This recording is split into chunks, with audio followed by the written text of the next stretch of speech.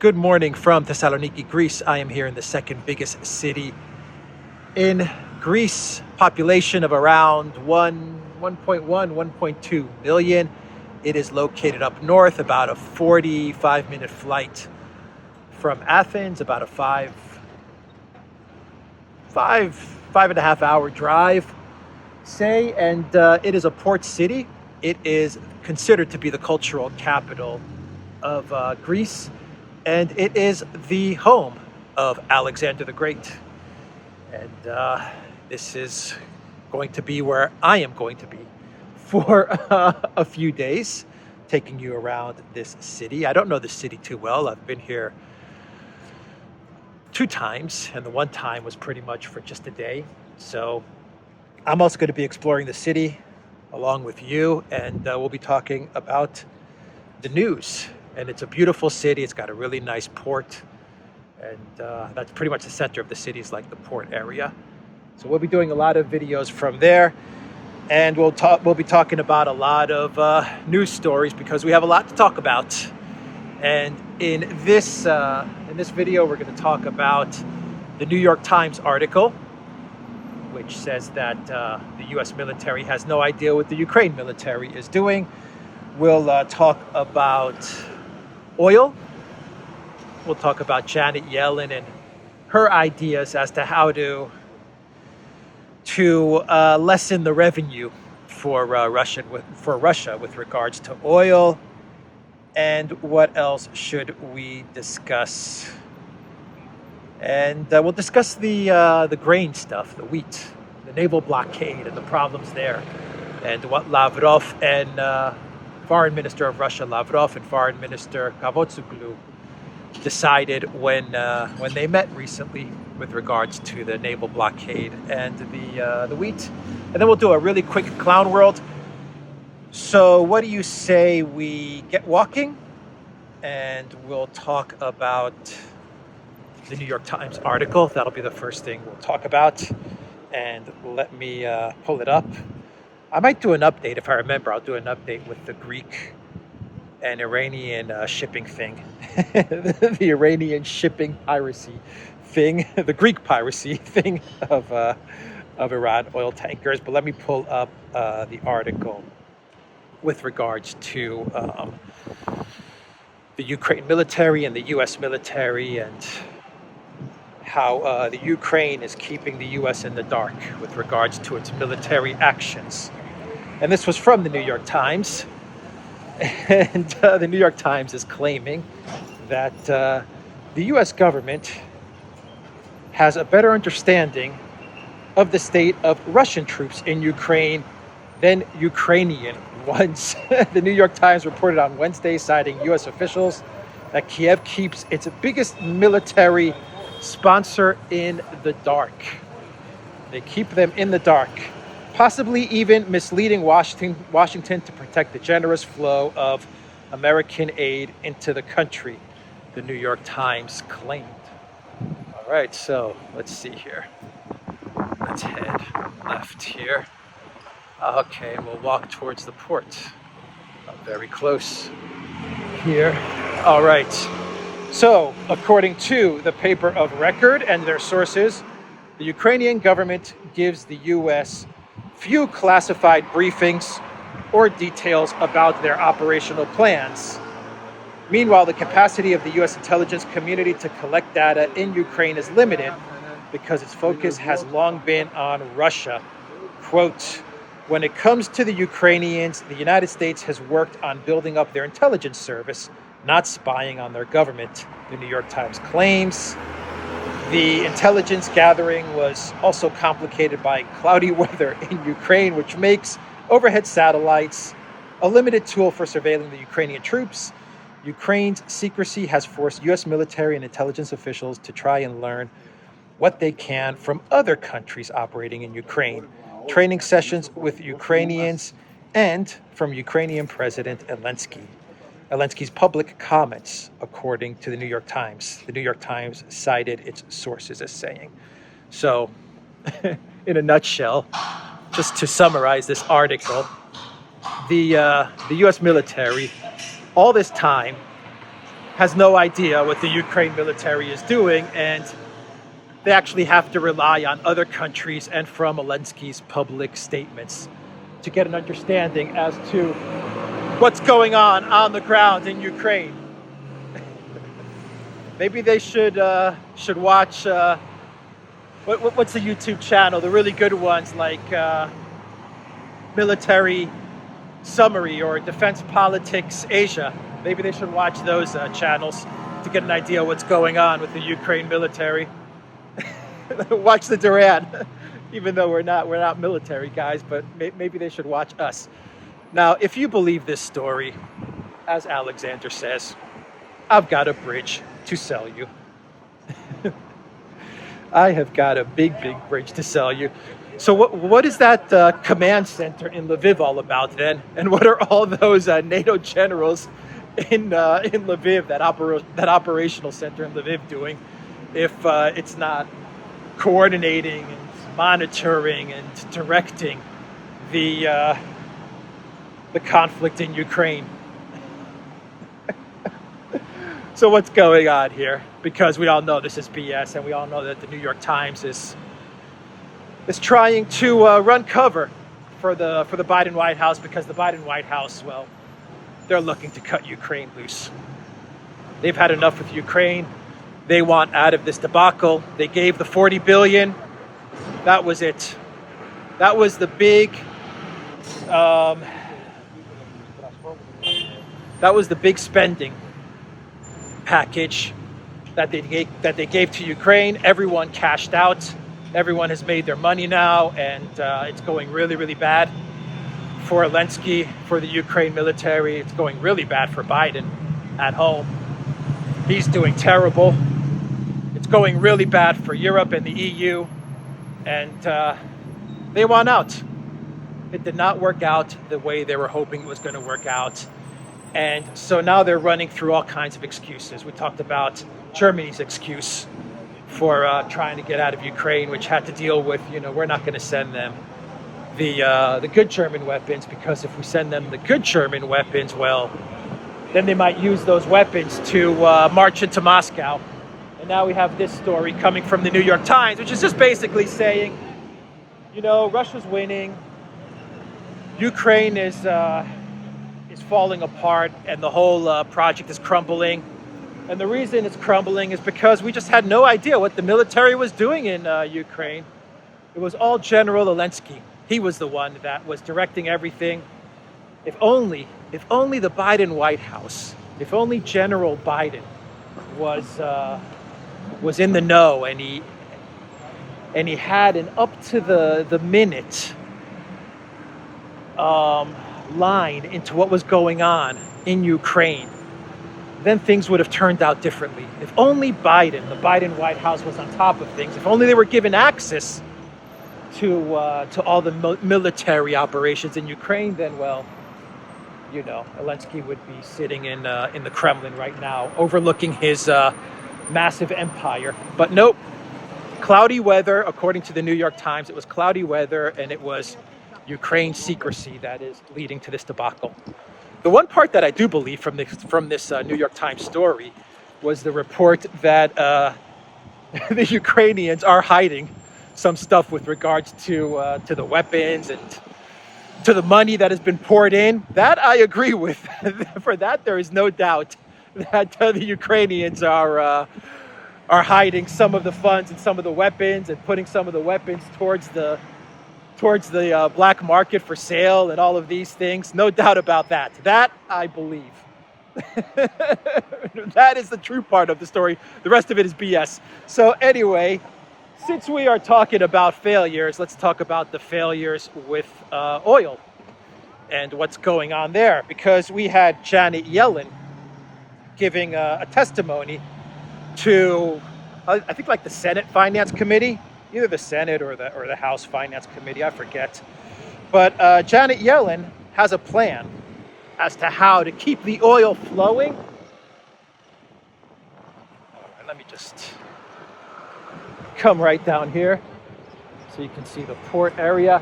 So she has a plan how to keep the oil flowing, and how to make sure that Russia makes no money from the oil.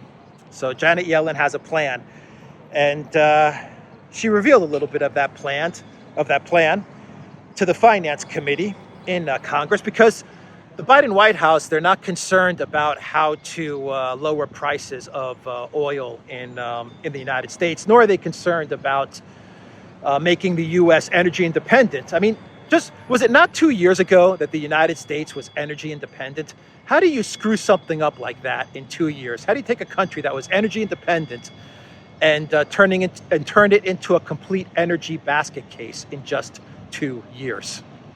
I guess if anyone can screw things up, like Obama said, it's Biden. Something like that. Obama said a quote, something like, if anybody can screw things up, it's Joe. So anyway, Yellen, who's obviously more concerned with Russia than she is with the United States, said that she wants to keep the oil flowing to Europe and to the world markets so that she doesn't create shocks in the global energy markets.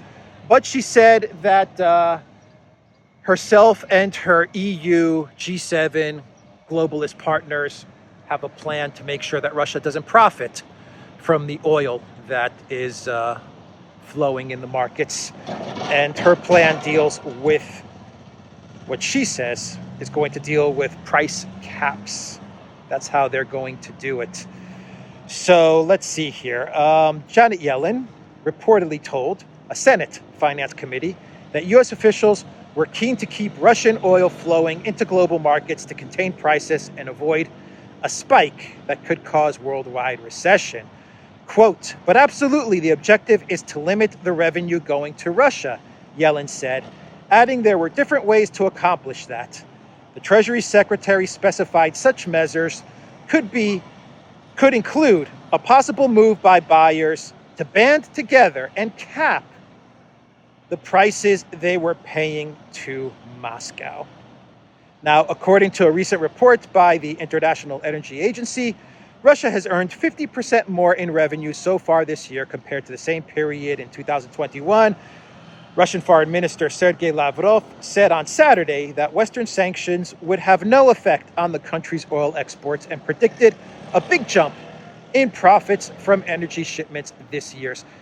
So Janet Yellen's plan is to get all of the EU together into a kind of buying cartel, I guess, and to put a price cap on Russian oil. Tell Russia what they're going to pay for it, and if Russia doesn't agree to the price, then they're going to tell Russia to what? To buzz off. So, Russia, we are going to buy that oil at, I don't know, $40, $50 a barrel. Take it or leave it. And I imagine Russia is going to leave it. Actually, I'm positive that Russia's going to leave it. These types of price caps and these cartels that they're putting together to put price demands on Russia, it is not going to work out well. Not going to work out well at all. Russia is already diverting a lot of oil to Asia. I've got an article here which goes behind the numbers as to how much oil Russia is pipelining towards Asia. It's looking really, really good for business out east. Russia has boosted oil exports from the major eastern port of Kozmino to Asian countries by about a fifth, Reuters is reporting on Wednesday. And the ESPO oil exports via Kozmino are projected to reach an all-time high of around 880,000 BPD in July. Two of the sources said the ESPO pipeline, which connects Russia's Siberian oil fields to Kozmino and Chinese buyers by land, has an overall capacity of 1.64 billion BPD. Moscow earlier said it hopes to reroute Western energy exports to the east to meet Asia's surging demand. Asian countries became the largest importers of Russian oil for the first time in April 2022, according to Bloomberg.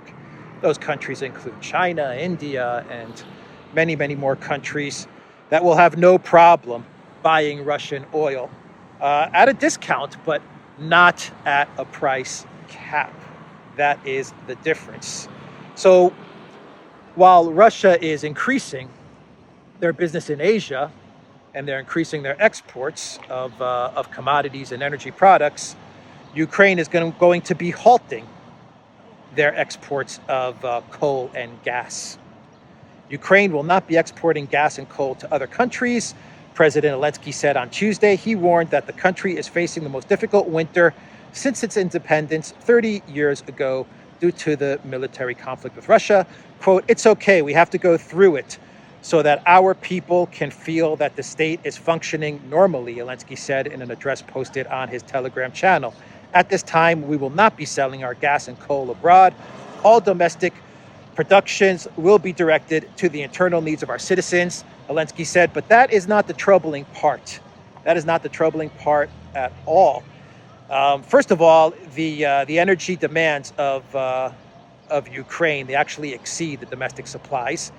And the country has to import fossil fuels to cover an energy gap of about 35%. And guess from which country they import most of those fossil fuels from? I'll give everybody one guess. If you said Russia, you are correct. Ukraine ranked sixth in the world for hard coal reserves in 2019, with coal accounting for over 90% of the country's fossil fuels. Despite this, the IEA notes Ukraine has increasingly relied on imports in recent years, with 70% of imported coal coming from Russia. Much of the natural gas Ukraine imports also originates from Russia as it travels into Ukraine through reverse flows from Central and Eastern European countries, the IEA says. Ukraine is an important transit country for gas supplies from Russia to Europe. The reverse gas flows stuff is a complete myth. It's a fiction. It's a lie. What happens is that that gas traverses Ukraine and then moves to Europe. But what Ukraine does is they siphon off the gas as it's traveling towards Europe. And then the EU makes up this BS excuse that they're actually reverse flowing it back to Ukraine. In other words, all the gas is moving through Ukraine to Europe. And then Ukraine says, you know what, let's send the gas that we just got from Russia via Ukraine. Let's send it now back through the pipeline using a reverse flow. Like pipelines can, just switch on and off, back and forth in any direction at will. But no, Ukraine is siphoning off that gas. And so that's the update with regards to oil. What a mess. What a mess this has become. Let's talk about grain then, and we will wrap up this video as we stroll on the port of Thessaloniki. Really nice architecture too, by the way. Not all the buildings, but most of the buildings. Pretty nice here on the port as well. But let's talk about grain and this Russian naval blockade. Lavrov was in Turkey. He was in Turkey, meeting with his foreign minister counterparts, Mr. Cavusoglu, and they've kind of worked out a plan. I guess Turkey has worked out a plan where they said, look, we'll help get the wheat out of the ports in Ukraine. We'll escort the ships. We'll work with Russia and Ukraine, and we invite Ukraine to work with us so that we can get this food out there. And that's Turkey's plan. And Turkey said they will work with both countries to make this happen so that there's no food crisis. And Lavrov said, yeah, let's do it. But Lavrov said, unfortunately, this plan is going to need Ukraine on board, and Ukraine obviously doesn't want to work with us. And so for Lavrov, this plan to create a corridor just does not seem possible without Ukraine helping out. And Lavrov is even more specific in his statements, and he's saying what really needs to be done is one simple thing on the side of Ukraine, and that is to demine the Black Sea. If they demine the Black Sea, then everything is going to be good. And let me pull up some quotes here. Turkish Foreign Minister Cavusoglu, while speaking alongside Russian Foreign Minister Sergei Lavrov in a Wednesday news conference, said that for the plan to get the grain out of the ports to finally proceed, there would have to be direct negotiations between Moscow and Kiev. However, so far, Ukraine's government hasn't been represented in the Russia-Turkey UN talks. Kiev has meanwhile not only blamed the Russian military blockade of its ports for causing a global food crisis, but has charged Russian forces with stealing Ukrainian grain. Further, according to the Associated Press, Ukraine has expressed concerns that if it removes mines from its Black Sea ports, Russia would be more able to attack its southern coast. So there you have it. Ukraine is not going to remove the mines from its ports. It's using the excuse that if they demine, then Russia is going to attack. I would imagine they're talking about Odessa. And so Ukraine is not interested whatsoever in working with Turkey and Russia to demine those ports. And so it doesn't look like this will be feasible without Ukraine's help. The Turkish foreign minister even suggested dropping sanctions as a possible part of ensuring the grain corridor plan is achieved. Jack Posobiec said Russia and Turkey have announced an agreement to create a demined grain corridor for military escorts of Ukrainian grain cargo ships out of the Black Sea port of Odessa. That's the reason why they're not going to demine Ukraine. It's all about Odessa. They see what's coming and they want to keep those mines in place. And as they keep those mines in place, they have the collective West running interference for them, saying that it's a Russian naval blockade. So we've hit a stalemate. That's what's really going on. That's why we're going to have a food crisis. Has nothing to do with Russia. This has to do with Odessa and keeping those mines there. Since we're talking about ships, oil, not so much mines, but ships and oil, let's do a real quick update with regards to the Piracy Act by Greece and Iran and the taking of oil by the US. And so we have an update. We actually have a Greek court. Let me sit down here for this one, because I'm going to read you a little bit of this article, what the Greek court said. And the court actually overturned the confiscation of the Iranian ship. A Greek court on Wednesday overturned an earlier court ruling that allowed the confiscation by the United States of part of a cargo of Iranian oil on an Iranian flag tanker off the coast of Greece. Three sources familiar with the matter said the incident had led to an angry response by Iran, with Iranian forces last month seizing 2 Greek tankers in the Gulf after Tehran warned it would take punitive actions against Athens. Iran had also appealed the original court decision, one legal source said, declining to be named. The action for the reversal of the ruling was accepted by the court, the source said. It will be hard to overrule that, the appeal court's decision, the appeal court's ruling. It was not immediately clear if the U.S. or the Greek government would challenge the ruling, which was given in the appeals court of the region of Khalkis. The result of the appeal has not yet been made public. So we don't know if this is 100%, but sources are saying that a court has ruled that what the Greek government did in coordination with the U.S. is not legal. Now, I don't know if this means that the oil is going to get returned to Iran, because last I heard is that ship was confiscated and that oil was being moved to another tanker so that it can make its way to the U.S.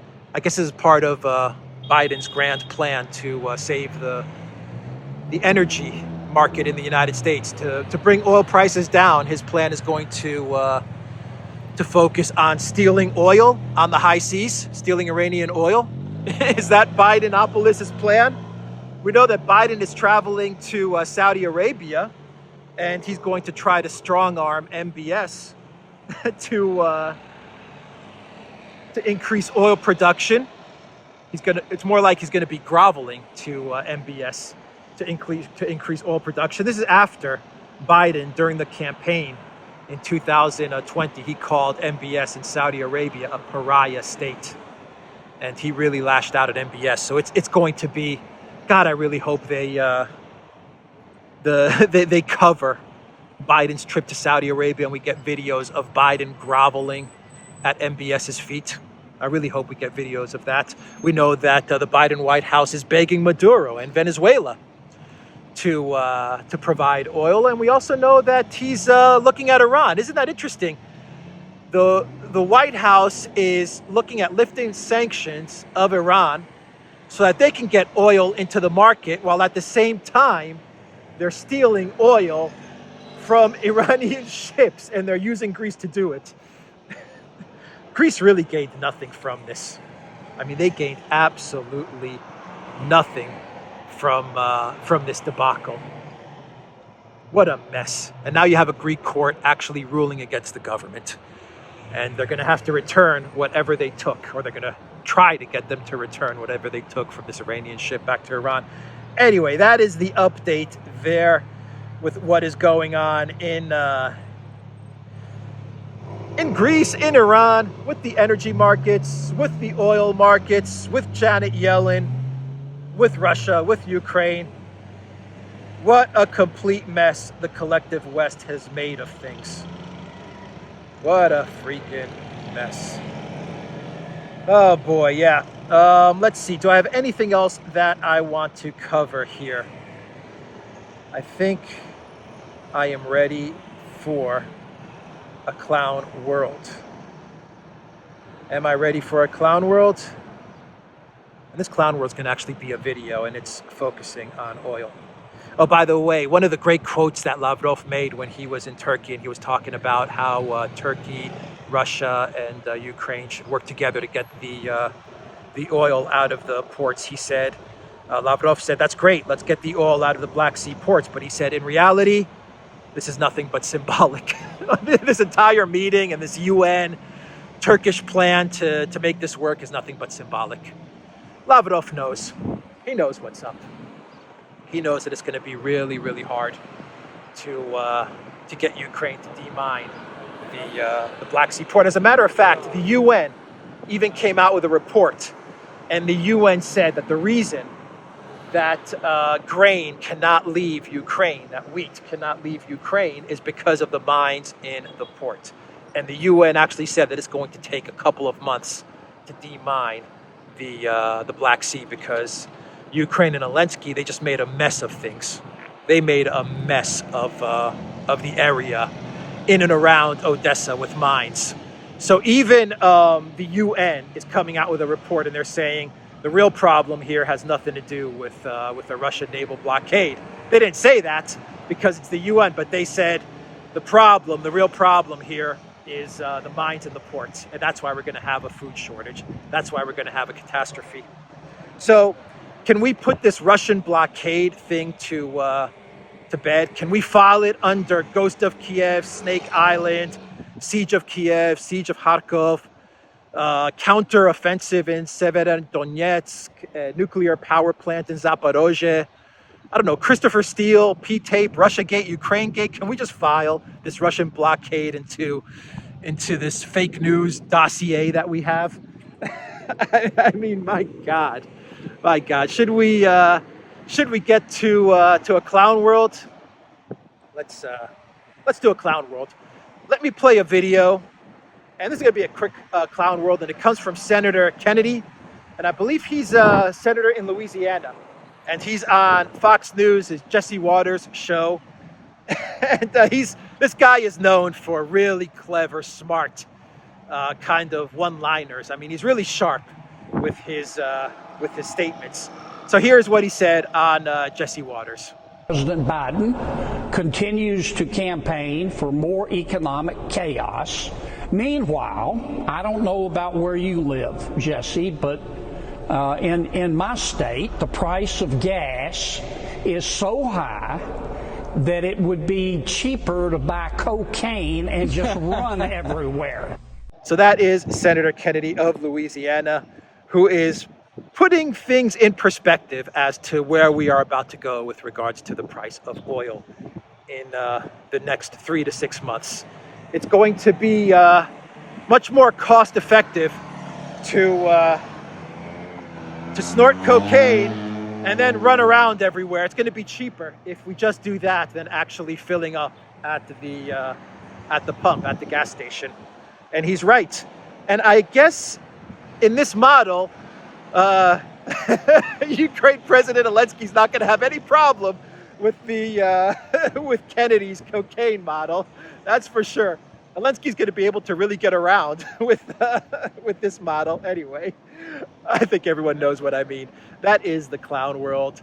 This is my first couple of hours here in Thessaloniki. So I promise I will.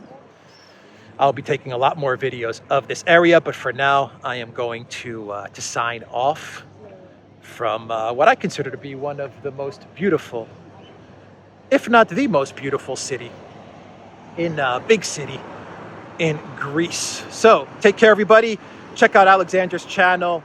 Check out the Duran's channel, and look for us on the Duran.locals.com. And the taxis here are blue, by the way. All the taxis in Thessaloniki are blue. So if you're coming to Thessaloniki and you want to hail a cab, they are the blue cars. The blue with the white tops. Anyway, take care, everybody.